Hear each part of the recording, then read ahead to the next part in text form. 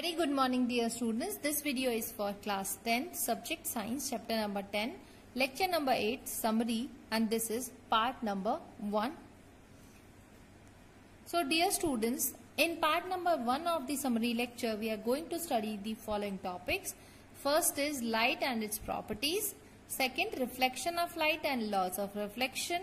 Third, image, real and virtual images, differences between them. Then we'll study the spherical mirrors and their types. We'll also understand the terminology used in case of mirrors and the sign conventions. Then we will understand the image formation by spherical mirrors, mirror formula, and the magnification produced by the mirror. Now let us begin with the first topic, that is light and its properties. Let's revise the things that we have done throughout the 7 lectures. Light is a form of energy that we detect with our eyes. How does it help us? It enables us to see other objects which emit or reflect the light. Now, from where the light comes? From the sources of light, which can be natural or artificial. Natural one can be sun, moon or stars, whereas the artificial ones can be bulb, LED, torch, candle flame, etc. Then we can have 2 types of objects which reflect or emit the light. They can be luminous or non-luminous. Luminous ones which have their own light, non-luminous which do not have their own light, like chair, wall, table. They only reflect the light coming from other sources. We have 2 types of mediums also. One is called transparent, on the basis of allowance of light. Transparent, which allows the light to pass through it, and opaque, which do not allow the light to pass through it. Now, the characteristics of light. Light is a part of electromagnetic spectrum. Electromagnetic spectrum is the range of varieties of energy coming from the sun, and the wavelength, because every wave is having a wavelength. We'll discuss it later, but the visible light is having a wavelength range of 400 nanometers to 700 nanometers also. This is called visible light because it is visible to us. Light is an electromagnetic wave or radiation because it has been produced because of the combined effect of electric and magnetic field. Because we know that changing electric field can generate changing magnetic field, and changing magnetic field can generate changing electric field. So these two are perpendicular to each other, electric and magnetic field. And one important characteristic of a light is that it is transverse in nature. That means that the particles, they oscillate on their mean position, but they move perpendicular, or you can say transverse wave is a wave in which the particles oscillate perpendicular to the direction of propagation in which the particle is moving. Now, some of the basic characteristics of a wave are wavelength. The distance between the 2 consecutive crust or trough is known as the wavelength. Frequency, the number of wave cycles passing through a particular area in 1 minute, or you can say a unit time. Then we have the energy. There can be low energy waves or high energy waves. Now, the relation between the energy and frequency is that low energy means low frequency. So there is a linear relation between the energy and frequency. But there is inverse relation between the energy and the wavelength. What is the speed of light? It is the highest speed known till now, and it is 3 into 10 raised to power 8 meters per second, denoted by a letter C. This speed of light changes with the medium. It can pass through a transparent medium but do not pass through an opaque medium. Travels in a straight line, gets reflected from the shiny surfaces. So that was all about the light and its properties. Now we have the second important topic as reflection. What is reflection? The process of returning or bouncing back of light to the same medium is called reflection. There must be some surface which reflects the light, and on the basis of what it reflects the light? On the basis of its irregularities. More the irregularities, more the irregular reflection. Reflection is of two types, regular and irregular. Irregular, that means all the radiations falling on a surface, they get reflected back in the same direction, making the almost same angles with the normal. But when the incident light is getting reflected in different directions, then it is called irregular reflection. On what basis the surface reflects the light? On the basis of size of the irregularity present on the surface and the wavelength of the incident light. Now, some of the terms which are used here are normal. Normal is the perpendicular drawn on the surface at the point of where the light ray is falling. The light ray which is falling or coming from an object on the surface or coming from some source to a surface, then it is called an incident ray. The light ray, after striking the surface, it is called as refracted ray. Then we have the incidence angle. The angle made by the incident ray with the normal is called angle of incidence, denoted by a letter I. Angle of reflection is known as R. Angle made by the reflected ray to the normal.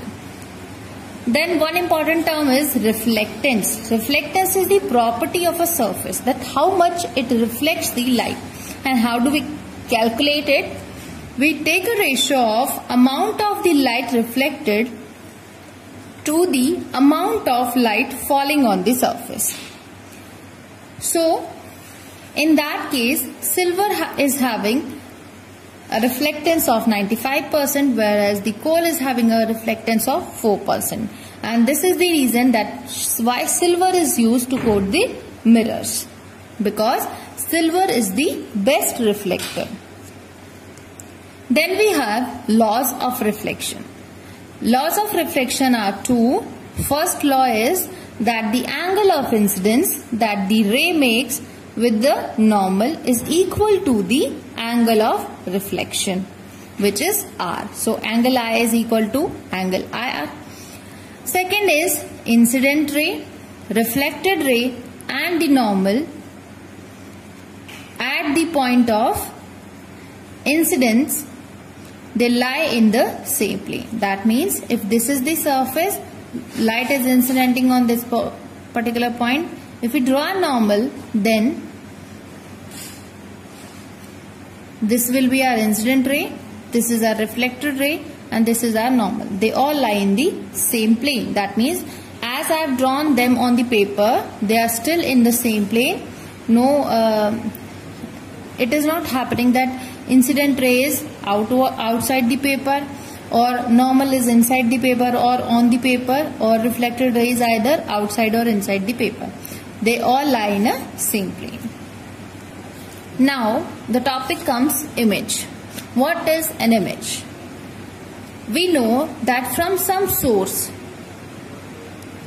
the light is coming. Most of the objects which do not emit the light, they reflect the light coming from some other source, because of which the objects are visible to us. So if we are seeing some object, then how the image is formed inside our eyes? what happens that the light, let's say I have a book.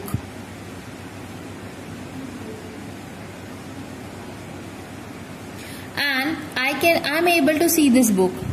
Now light must be falling on this book from any other source. Then that light falling on this object gets reflected back from here. It will go into our eyes. And as we are having the lenses inside the mirror, but this reflection which is coming after striking the book,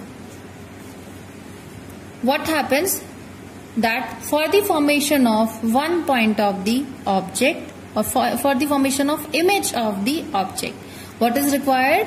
That reflected rays should meet or cut at a point. They should meet at a particular point. Only then the image is formed for that particular point. Now, when the reflected rays coming from the object, they actually meet, we call it as real image. When they just appear to meet, they are not actually meeting at a point but appearing to meet at a point, then this type of image is called. So whenever we are talking about the images or types of images, we have two types of images, real and virtual image, where the actual meeting of reflected rays take place. The image is called real. Where the actual meeting of reflection do not take place, but the reflected rays just appear to meet, the image is called virtual. What is the difference between the two? Real images can be obtained on the screen, but virtual images cannot be obtained on the screen. Real images are always inverted in nature, whereas the virtual images are always erect.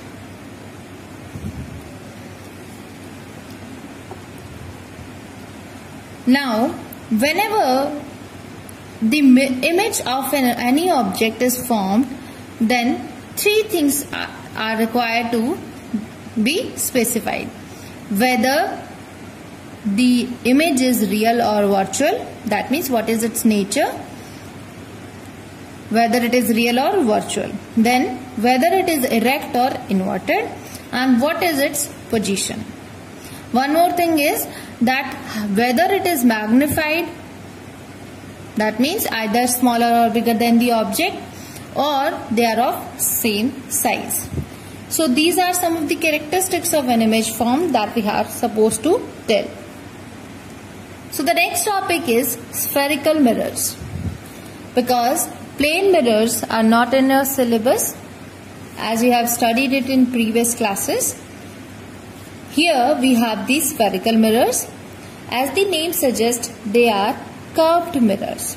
So we can also call them as curved mirrors. We can define a spherical mirror as a mirror whose reflecting surface is curved or spherical. There are two types of these spherical mirrors, concave and convex. Concave mirror is also called convergent mirror. Convex mirror is also called divergent mirror. How do we make the convex and concave mirrors? We take a big glass sphere, we cut a portion from it, then we coat on the one side of the portion of the glass that we have taken with the silver, and the other side is made the reflecting surface. So when we are coating silver on this side, making a preventive layer on this side, then the inner part will perform as reflecting surface. This will be known as concave mirror. When the reverse happens, the bulging out surface of the glass performs the reflection, and this type of mirror is called convex mirror. So in case of a convex mirror, the bulging out surface is the reflecting one, whereas in case of a concave mirror, the depression side or the surface which is at the depression is performing the reflection. Now, some important terms which are used in case of a spherical mirror are, first is center of curvature, denoted by a letter C. What is center of curvature? Center of a hollow sphere from which the curved mirror is taken. Second is radius of curvature. So it is the radius of the hollow sphere from which the curved mirror is taken. Then we have the pole. Pole is the midpoint of a spherical mirror. Suppose you have cut this portion. So we take the half, or we mark a point of the total width of the mirror. So that will be known as our pole. Next point is aperture. Aperture is the part of the mirror which is exposed to the incident light. Or you can also say that if this is the mirror, then the width on which the light gets incident is called the aperture. Then we have a major point, principal axis. Principal axis is a line joining the center of curvature C, pole P, and it is extended on the both the sides, which is called principal axis. Then we have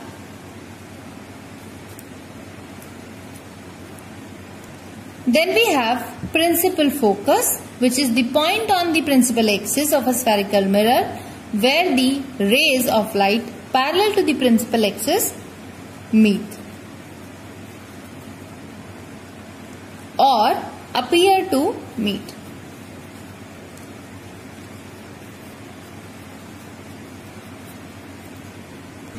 So in case of a concave mirror, the principal focus will be in front of the mirror, whereas in case of a convex mirror, which is diverging one, the reflected rays appear to come from a particular point which is known as principal focus, which is behind the mirror. Then we have a focal plane. Focal plane is a plane perpendicular to the principal axis and passing through the focus. Or you can say this is the plane perpendicular to the principal axis in which the principal focus exists. Then we have focal length. The distance between the pole and the principal focus is called the focal length.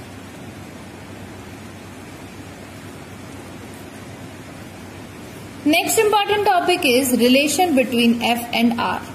F is the focal length and R is the radius of curvature. So dear students, let us have the example of a concave mirror.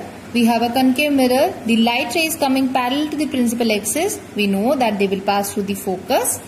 So to obtain a relation between F and R, we are considering here, because the incident light is this. This is a curved surface. So the perpendicular drawn is this. And the perpendicular drawn at the point of incidence will pass through the center of curvature. Now, if we consider this triangle CFA, where A is the incident point, I is the angle of incidence and R is the angle of reflection, then I will be equal to R, as this is the first laws of reflection. Then these two are parallel lines, they are cut by a line. So I and this angle are the two alternate angles. So this angle will also be I. As we have already discussed that these two angles are same, now I am saying this angle is equal to this. That means these two angles are also same. Now the corresponding sides will also be equal. So CF will be equal to FA. So dear students, I was telling you in the lecture also that when we draw a perpendicular, because this surface is almost straight. So when you are drawing perpendicular at the principal axis, this distance is very small, or the the mirrors are very thin. So the curvature is almost straight. So this distance can be neglected. If we neglect this distance, what will happen? That these two distances are almost same. So we obtained a relation that R is equal to 2F. We can also write it as F is equal to R by 2. So here we are obtaining a relation between the focal length of the mirror and the radius of curvature. Now, the sign convention that are to be used in case of a mirror are, this sign convention is used for both types of mirrors, whether it is a concave mirror or a convex mirror. So you'll find in the further details of the lecture that when we are placing an object in front of the mirror, then it must be having some height, that is known as object height. Then we must be having an image formed which will be also be having some height or some size, that will be known as image height, denoted by H dash. Dash is for image. Now there must be some distance of the object from the pole and the distance of the image from the pole. Object distance from the pole is known as U. Image distance is known as V. We already know that this is our focal length and this is the radius of curvature. So the sign convention is particularly a method to assign the various dimensions or various distances a positive or negative value. So the first rule of sign convention is that all the distances should be measured from the pole. That means pole is the initial point from where we have to start measuring all the distances. So the light must be coming from the object. So the light is coming in this direction. The second rule says that when you are measuring all the distances starting from the pole in the direction of incident ray, then the distances will be taken as positive. But if you measure the distances in against direction of the incident ray, then those distances will be taken as negative. So on the right hand side, all the distances taken along the principal axis will be positive. On the left hand side, all the distances taken along the principal axis will be negative. Now another rule, next rule is that all the heights above the principal axis will be positive, whether it is object or image. All the heights, or I should say depth, below the principal axis on this side will be taken as negative. So this was the sign convention to be used for mirrors.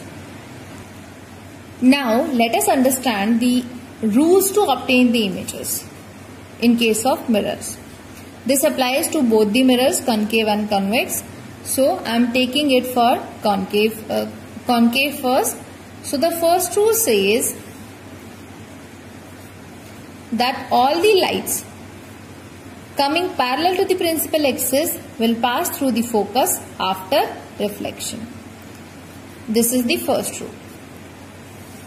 Then second rule says that all the radiations coming from or passing through the principal focus, striking the mirror, they will pass or reflect back parallel to the principal axis. Third rule is when the light incident along the center of curvature, then it do not get reflected or it retraces its path. Last rule is that when the light is incidenting at the pole of the mirror, then it will reflect back with the same angle. So this will be I, this will be R. So these are the 4 rules to obtain the images in case of a concave mirror. Now we were having 6 different cases. That means we are adjusting the distance of the object from the mirror. On the basis of them, I am not going to repeat the image formation by the 2 different types of mirrors. I just want to tell you that in case of a concave mirror, when we are putting the object at infinite distance, then the image is formed at focus. We also obtain, students,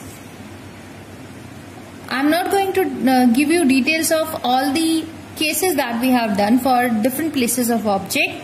I am just giving you the details in brief. That when we put the object on infinity, we obtain the image at focus, which is real, inverted and highly diminished. When we keep the object at point C, that beyond C, then the image is formed between C and F, which is real, inverted and smaller than the object. Third case was, we are putting the object at C, center of curvature, obtained image at C, but it is real and inverted, and as it is of the same size as that of the object. Then fourth case was, when we are putting the object in between F and C.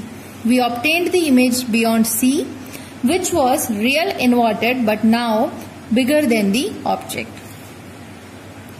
Fifth one is, when we put the object at focus, we obtained the image at infinity, highly magnified, real and inverted. Case number 6 was, when we put the object between F and P or very close to the mirror, then image is formed virtual and erect, and it is bigger than the size. So here you can see that a concave mirror is able to form all the kinds of images. It can form real, virtual, smaller, highly diminished, smaller, same size or bigger than the object. So that is why it finds application in most of the places, in storage spaces, in showrooms, wherever it is required to converge the light. That means searchlights,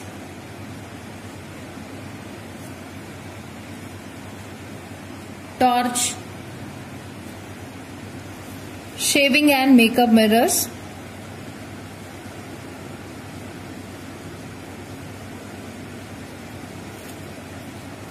in hospitals by dentists, and in solar cookers. So we have a wide range of applications of concave mirror.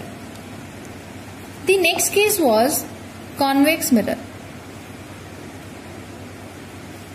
The rules to obtain the images are same, but here what happens that let's say this is our concave mirror, this is the reflecting surface, here we have the focus and the center of curvature.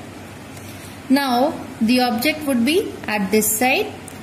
So when the radiation, first rule is that light coming parallel to the principal axis will get reflected back in such a way that when we retrace it back, it will appear to come from the focus of the mirror. The second rule is that when the radiation or the light ray incident along the principal focus, then it gets reflected back parallel to the principal axis. The third rule is when the light is falling along the center of curvature, that means like this, then it will retrace its path without any deviation.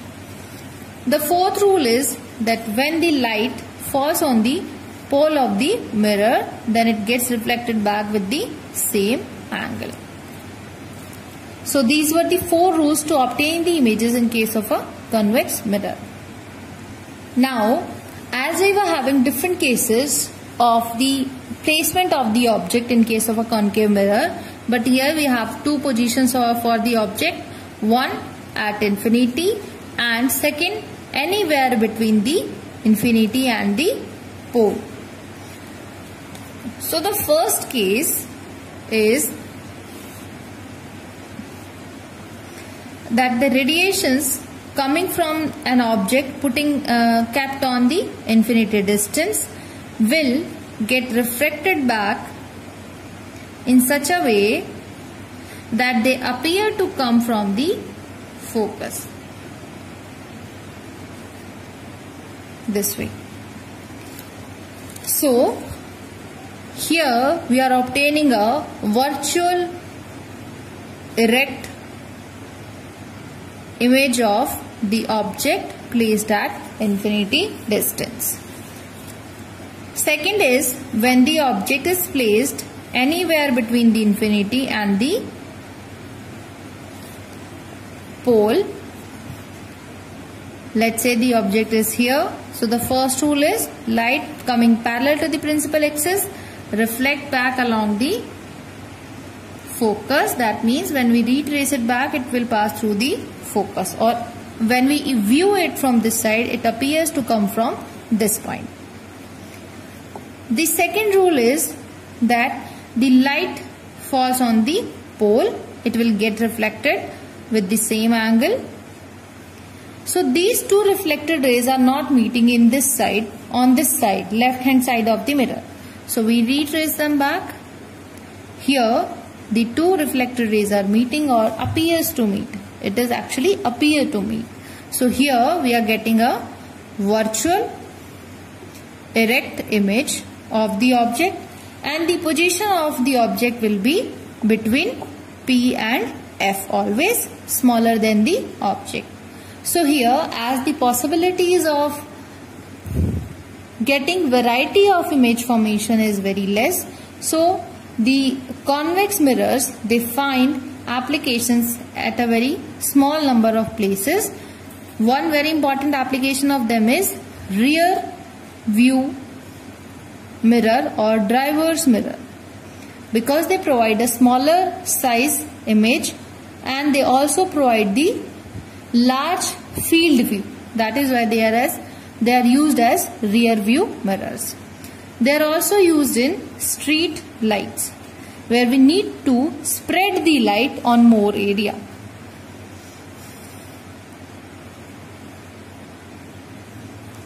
They are also used in big shopping centers to keep an eye on all the activities taking place in the shopping area. So these were the applications for both type of mirrors. Then we have mirror formula. Mirror formula is basically a relation between object distance u, image distance v, and the focal length of the mirror, which is f. As the derivation is not in your syllabus, you have to learn this relation, that mirror formula is 1 by u plus 1 by v is equal to 1 by f. As we know a relation between the center of curvature, radius of curvature and the focal length, it can also be written as 1 by u plus 1 by v is equal to 2 by r. Now, if in a numerical problem, among all these three variables, you have been given 2 and 1 is unknown, then you have to keep in mind the sign convention for the given two values, but you do not apply any sign convention to the unknown value.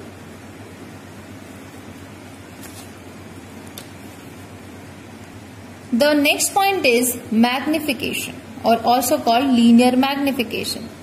Magnification is the ability to increase or decrease the size of the object.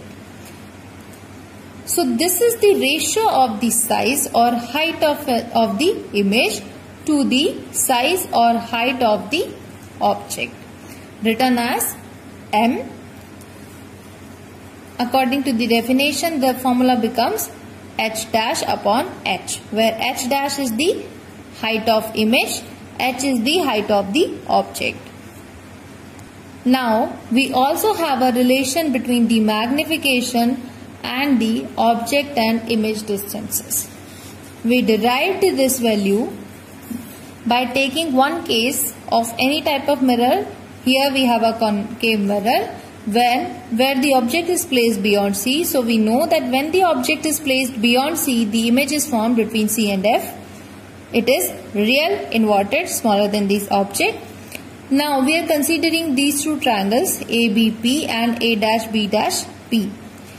If we take these two triangles as similar, then corresponding sides of both the triangles will be equal.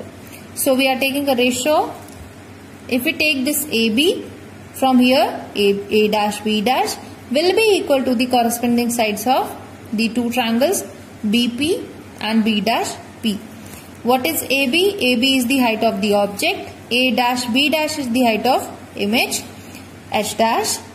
BP is the object distance U and V is the image distance. Now if we use the sign convention, H dash is positive, H is positive, H dash is negative, U is negative, V is negative in case of a concave mirror. That case we have taken. Now we get the value H dash upon H because this was the magnification. So we have to get the relation between the magnification and the object and image distances. So this comes out to be H dash upon H is equal to minus V by U, or you can also write it as M is equal to minus V by U. So depending upon the specifications given in the numerical problem, you can apply either of them.